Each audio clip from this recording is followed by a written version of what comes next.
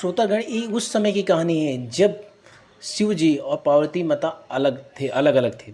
एक तारक असुर जो समस्त ब्रह्मांडों को जीतकर अधिष्ठा बना बैठा हुआ था। उस समय कामदेव ने जो ये रचना रची थी उसके बारे में बताता हूँ मैं। वन उपवन बवाली तालाब और सब दिशाओं के विभाग परम सुंदर हो गए। जहाँ तहाँ मानो प्रेम उड़ रहा हो, जिसे देखकर मरे मनों में भी कामदेव जाग उठा। मरे हुए मन में भी कामदेव जागने लगा। वन की सुंदरता कहीं नहीं जा रही थी। कामरूपी अग्नि का सच्चा मित्र शीतल मंद सुगंधित पवन चलने लगा। सरोवरों में अनेकों कमल खिले गए, जिन पर सुंदर भंवरों की समूह गुंजार करने लगे। राजहंस, कोयल और तोते रसीला बोली बोलने लगे और अप्सराएं गाकर नाचने लगे।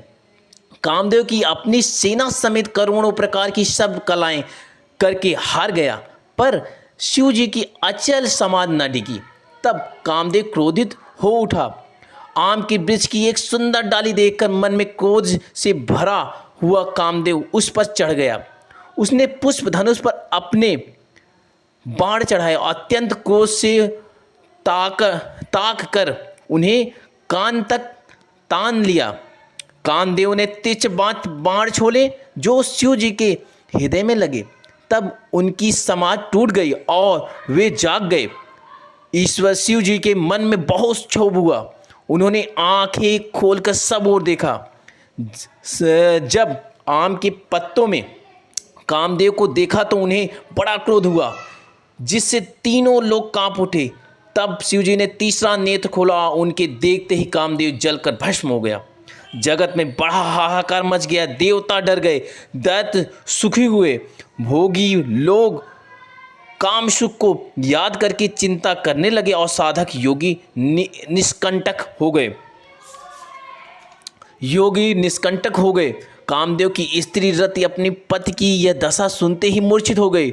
रोती चिल्लाती और भांति भांति से कर्मणा करती हुई वह शिव जी के पास गई। अत्यंत प्रेम के साथ अनेकों प्रकार से विनती करके हाथ जोड़कर सामने खड़ी हो गई।